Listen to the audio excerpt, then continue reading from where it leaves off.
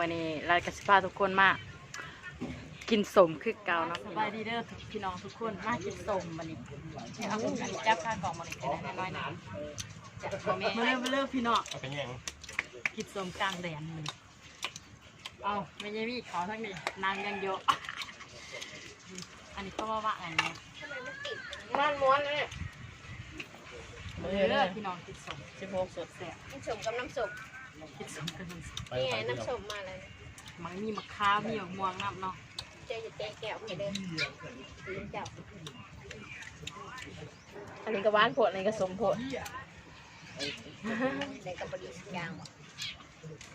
ขาวจ้วเลยสมมะม่วงพี่น้องมาเป็นจีๆกันเนี่ยเกี่ยวอ่ะมาทานไปดูพี่น้องก็แล้วห้องเห็ดไปลองไปตั้งแต่เมื่อคืนนี่ผมก็จะมากินก็เริ่มโหดก่อนหันไปทางไหนเห็นกล่องคิดว่าเขาเอากล่องต่างไว้ทางไหนตัวน้ำเนื้อนางบสุภาพมันมีหมอกนะจะกล้าเข้าไปมาแต่งงวยน้ำมันเลยทางสวรรค์ก็คิดแปลกเป็นสวรรค์นี่ตัวประเด็นทางสวรรค์ก็จะมีปลาแหลกอึ้งปลาแดกอึ้งใส่แกงใหม่แซ่บค่ะบนเสื้อบ้านเท่าเขาเคยบ่มีเนาะปลาแหลกอึ้งบ้านเท่าประเด็นอึ้งเขาซับใส่แล้วผมอึ้งก็ยังไม่ได้ถักไปแล้วน้องตอนทำอึ้งน้องเอาแกงขนมแซ่บ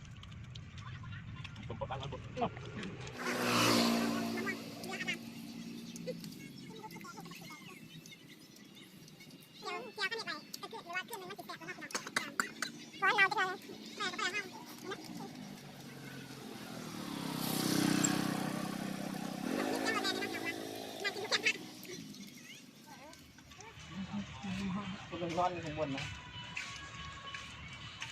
เมนจนมึงวันมากหึ่ง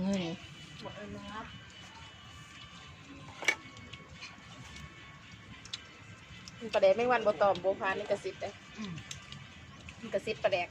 ไม่วันแบบว่าปลาแหลกเน่ามากมีดีแซ่บเด็ดอ่ะ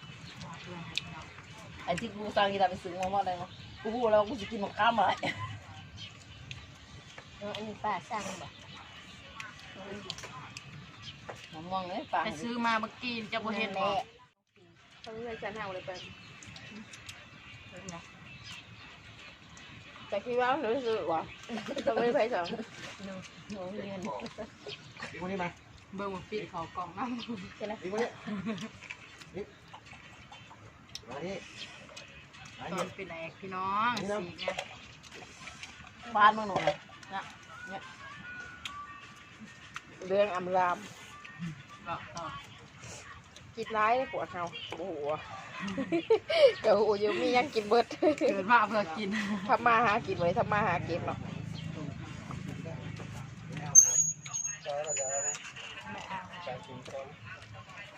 ไม่กินถั่วกินมะขามอยู่ครับเบิ่งสันจีปีนดิครับอีกแล้วไอ้บ้างกันนะตัวนี้ซุปกับตัวอื่น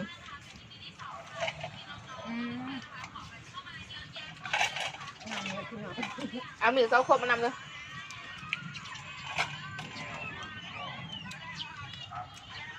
อ้าวปิ๊บเป็นแผล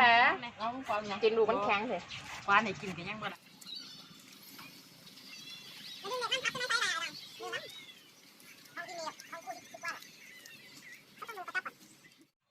เบิ่งตอนปลาแหลกพี่น้องสุดน้อยไอ้คุณเล็กอ่ะเบิ่งโอ้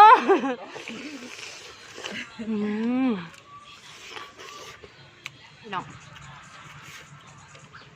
มาข้ามอ้วนหน่อยอีกแล้ว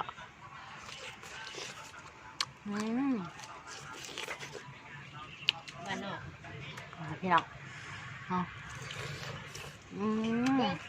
สีม่วงสุดไปติดเพื่อนเนาะติดไปแล้วดีกว่าไปอยู่ทิศหนึ่งพี่น้องไปหาป่ามวนค่ะ